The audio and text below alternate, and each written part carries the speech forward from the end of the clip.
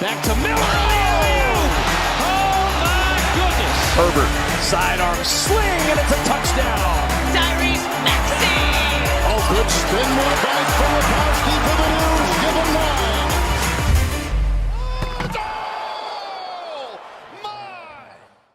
Hello, everybody, and welcome back to the Beef Up Front podcast here on Pick Swap Media. This is your host, Ryan Coyle, continuing on today with our NFL preview series where we'll be breaking down every division and every team, and then we'll be going through my entire playoff projections as well as award projections for this entire NFL season. So looking forward to diving in today to the NFC North with our first place team that we'll be talking about. We've already done the entire NFC East, 4 individual episodes on the Eagles, Cowboys, Giants, and Commanders, so make sure to go check those out if you like this one. But today we'll be starting with the NFC North with our first place team, and this is going to be the first time since 1993, if my prediction comes true, that this team has won the division, and that is the Detroit Lions. I have them winning the NFC North this year, finishing in first place, but only with a 9-8 record. So they barely win the division. The second place Vikings, which we'll be into next episode, right on their tails. But I have the Lions going 9-8, 3-3 in the division. As I said, that's first in the NFC North, and that'll be third in the entire NFC. So with winning the division, they have a home game there, and that would certainly be a step in the right direction in year 3 under Dan Campbell. Last year, this was a team that went 9-8. Second in the NFC North. They were the first team out of the playoffs. If you remember, they were the final game of the regular season on Sunday night at Green Bay, and they ended the Aaron Rodgers Packers era by beating them. There was already some other things earlier in the day that happened that eliminated the Lions from the playoffs, but this is still a Lions team that ended last season winning 6 out of 8, ending that Rodgers and Packers era, who really dominated the division for the past decade plus. And it was a win-win scenario for Green Bay as well. Green Bay, all they had to do was win that game at home on Sunday Night Football, and they were in the playoffs.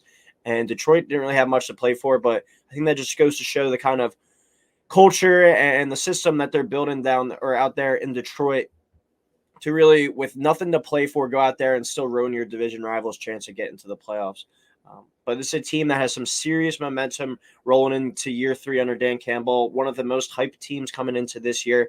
But just be wary, I think, of this hype a little bit. We might be putting the cart a little bit before the horse with the Lions. I still have them winning the division, but kind of by the skin of their teeth. Their over-under win total on the betting market is 9.5. The last time the Detroit Lions went over 9.5 wins, or excuse me, let me start over there.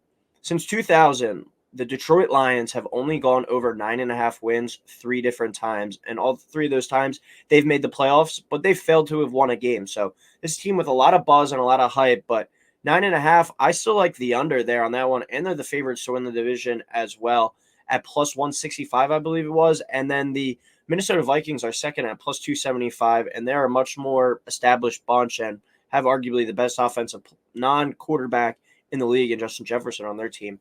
So I think be a little bit wary of the Lions. Even though I have them winning the division, I have them winning it by just 1 game. They've only eclipsed 9.5 wins 2 seasons, winning 10 in 2011 and 11 in 2014 since the 2000 year. So also haven't won the division title since 1993. So if they don't win it this year, this will be 30 straight years without a division title. So be careful when betting on Detroit to win the North, or if you're putting together some division parlays or taking some over-under wins. I do like them to still win the division, but I do like them under that 9.5 win total. Having not won more than 9.5 games since 2000, they've only done it 3 times. It is pretty extraordinary. So be a little bit wary there for them. When you look at the offensive side of the ball for this team, it starts at the quarterback spot, as it does with everyone, but they have Jared Goff, who last year I think kind of revived his career after the Matt Stafford trade. He kind of looked like the bridge quarterback. He had that 1 year his first year in Detroit where they struggled. They wound up getting the second pick, and it looked like he was just going to be another guy that was just filling in the gap there. And then maybe this year they went after and got their quarterback. But I think he really put himself in position to, with a big year this year, potentially be their long-term guy going forward. He threw for 29 touchdowns last year, and he did a really good job of taking care of the ball with only 7 interceptions. And he has a lot of great offensive potential around him and a really good offensive line in front of him this year that should help him to continue to develop as the potential long-term quarterback there for Brad Holmes, the GM, and Dan Campbell, the head coach in Detroit. I think, though, anything less than a playoff appearance, whether it is a wild card or the division berth, I'm not saying they have to win a game, but just make it into the playoffs. If they're unable to do that and they kind of hover around 8-9, 7-10, I do think they'll look at potential quarterback options. This is a team that has some good draft capital, so they're in position if they want next year to maybe move up for a Caleb Williams or a Drake May if they see fit and if they don't think Jared Goff is the guy to eventually get them over the top. But Jared Goff is a quarterback that has played in a Super Bowl. He went to the playoffs another year with the Rams, and he had the Lions on the outskirts of the playoffs last year. I think this year he's got to get this team and this young bunch into the playoffs. This is a team that was really young last year, relied on a lot of young draft picks, and they've really been developing these guys well. So we'll see what they bring to the table. But Hendon Hooker is the backup quarterback there. I'm not saying there's a potential for Jared Goff to get benched, but if things aren't going so smoothly in Detroit this year, we could see Hendon Hooker towards the end of the year before they decide on the ultimate future of the quarterback spot for them. But for now, Jared Goff's the guy, and he's looking to build off a second strong back-to-back year. When you look at the offensive line, Detroit has been building this unit into a top 5 group in the league. They're headlined by their two tackles, Taylor Decker, and then Frank Ragnow in the middle, one of the better centers in the league. A really solid guard duo as well in Halaputi VT Vaitai and Jonah Jackson. That's a really strong group up front, one of the top 5 groups in the league on the offensive line. Then when you look at the running back room, they went on a bit of an overhaul this offseason. Had a pretty strong group last year, but I think they saw potential to make some upgrades there as well. With Jamal Williams and DeAndre Swift going out, Jamal Williams to the Saints in free agency and DeAndre Swift to the Eagles via trade. They took those two guys out and they brought in David Montgomery and Jahmyr Gibbs. Montgomery coming over from free agency from the Bears, and then Jahmyr Gibbs in the draft. And the Lions are really high on Gibbs. I'm sure you've seen on Twitter or other forms of social media their praise for him and the videos just of how hyped they were when they were able to draft him. And it sounds like they're going to use him in like a Christian McCaffrey, Alvin Kamara mold. So it wasn't like they were just drafting a running back. They really view this guy as a do-it-all type player who's going to be an asset in the running game, the receiving game, and potentially the return game as well. You look at the pass catchers on this group, it's highlighted by Amon-Ra St. Brown, who is my dark horse for the Offensive Player of the Year. Plus 3,500, I think it's worth a stab there if you're a betting man. I think he could lead the league in catches this year. He's that good, and coming off his first 2 years in the league, he had 90 catches and 106. He's proved to have a great rapport and relationship there with Jared Goff. Could be a big-time year coming from Amon-Ra St. Brown if he's able to stay healthy the full year. Jamison Williams, their first-round pick out of Alabama last year during the 2022 draft, he's suspended for the first 6 games due to the NFL gambling policy violation that he had. But he has the deep speed that offense needs and the game-changing ability when he's on the field. Just they got to get over those first 6 games. If they can kind of just rely more so on the run game and really feature Amon-Ra St. Brown a little bit more in the early going and then really opening up once Jamison Williams gets back, I think we could see the Lions take off maybe in that potential second half of the season. And then you look at 2 solid veteran receivers in Marvin Jones Jr. and Josh Reynolds. They're 2 really reliable guys to kind of round out the receiver room. The tight end room is a bit of a question mark, though, right now. That's certainly the weak spot on this offense. Shane Zylstra went down with a knee injury. That leaves Sam Laporta as the number 1 option.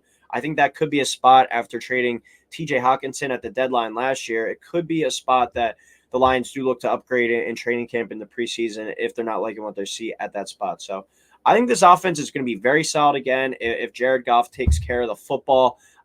But can he elevate his game to a top 10 quarterback type to lead the Lions to the playoffs? I think the roster around him is certainly capable of 10 to 11 wins. And Jared Goff has proven to be a solid quarterback. But when you're talking about your top 10 guys in the league, I don't think anyone's really throwing Jared Goff in there. I do think he needs to elevate his game to that next level to get the Lions over the top. And I'm not sure if he's really capable of doing that. I'm not going to say he's maxed out, but I think he's a guy who kind of is what he is. He's like a Kirk Cousins in a sense where I think he can only get you so far to a degree. He did get to the Super Bowl with the Rams back in the day, but that was a better Rams roster, I think, than this Lions roster. But it really does depend, I think, on Jared Goff and whether he's able to replicate his ability last year to take care of the football with only having 7 interceptions. And I do think the running back room is going to be really strong, though. Don't be surprised to see David Montgomery get more touchdowns and overall carries, kind of like Jamal Williams did last year, but Jahmyr Gibbs to be the all-purpose guy and really just have his footprint all over the game. I'm really excited to see this offense this year and if Jared Goff is able to take his game to another level. When you look at the defensive side of the ball now, on defense last year, the Lions were terrible to start the year. Over the first 7 games of the 2022 season, they gave up an average of 32.1 points per game. Over the last 10 games of the 2022 season, that number was cut to 20.2 points per game. So this was a vastly improved unit over the second half of the year. They're headlined by pass rusher Aiden Hutchinson, who's going into year 2 as well. Another young pivotal piece up front for this Detroit Lions team. And he had a very strong rookie year where he had 9.5 sacks and 3 interceptions as well. That was kind of a little bit of an underrated thing, but he kind of had a nose for the ball. And James Houston, another rookie pass rusher last year, who Detroit got in the 6th round, proved to be a steal as well. He started off the year injured, but he really picked it up once he got back and had a few really big games. So watch out for him to continue to emerge. And Aleem McNeil, another guy who is just a big-time defensive tackle and it's just a real good run stuffer. Look for him to continue to develop. That's a nice kind of trio up front that they're building around, I think, in Detroit. Depth-wise, though, I'm a little bit worried about up front and the pass rush. Not really outside of Aiden Hutchinson and Houston. Obviously, we talked about showed flashes last year, but this is a team that still needs to add some more pass rushers. And I think if there's going to be a bit of a demise of this team, it could be in that regard. I'm just a little bit worried about if some of those young guys up front in Houston, Aleem McNeil, Aiden Hutchinson get hurt. Can some of those older guys, the veterans, pick up the slack? That remains to be seen. When you move to the second level of defense, they have the new signal caller with linebacker Jack Campbell, a first-round pick out of Iowa. He's the guy that really just epitomizes the culture that they're building in this Detroit locker room. Just a hard-nosed, old-school type linebacker, and he's going to fit perfectly, I think, in there. And then Alex Anzalone is another solid linebacker on the second level. The secondary, as I think, is the area that this defense is looking for the biggest jump out of. They brought in C.J. Gardner-Johnson in the offseason. He proved to be a very good player in his time with the Saints, and then last year with the Eagles, a ball hawk type guy, but he's also like a tone setter. He's not afraid to run his mouth a little bit, and he's going to bring another level of swag to this Detroit defense. Brian Branch, another nice pickup in the draft, a versatile secondary piece out of Alabama. It was another nice offseason acquisition I liked. And the cornerback duo of Emmanuel Mosley and Cam Sutton, 2 guys that have had some success in the league, have played a lot of football. Can they be solid enough to contain some of these really good receivers in the NFC? That remains to be seen as well. That's going to be a pretty solid duo, but this secondary needs to take a jump. And Tracy Walker III is a safety I like a lot, and I'm expecting a big year out of him. But kind of tying in the offense with defense, if Goff performs like last year and is able to take care of the ball and not put the defense in tough positions, and the defense continues on the growth that they showed over that second half of the season where they only allowed 20.2 points per game over their last 10 games, a playoff berth and a division title certainly should be within reach for this Detroit Lions team. Can they get over that hump of, just being the Detroit Lions? That remains to be seen, though. Coach grade, I'm going to give Dan Campbell a B. Had great growth, obviously, from year 1 where they were, I believe, 2-14 or 3-13, and they got the second overall pick, to year 2 where they were 9-8 and flirting with the playoffs. This year, playoffs are the expectation. They're the favorite to win the division. 9.5 over-under wins. If you're going over that, 10 wins, you're most likely getting in the playoffs. Big expectations in Detroit this year, and this is the first time in a while. So can Dan Campbell get him over the hump? They have lost a lot of close games in his time there. It remains to be seen if he's that elite of a coach. It seems like he's a really good culture builder and has been able to get the entire program to buy in, and it looks like they're building something special. If he gets him over that hump this year, he's certainly going to be in that conversation for one of the top 10 coaches in the league. My breakout player for the Lions this year, I'm going with their first-round pick, the guy that they seem to be targeting, and it sounded like they might have even taken him at number 6 overall. But that's running back Jahmyr Gibbs, where we talked about he's not really just going to be a running back. He's going to be a do-it-all offensive player.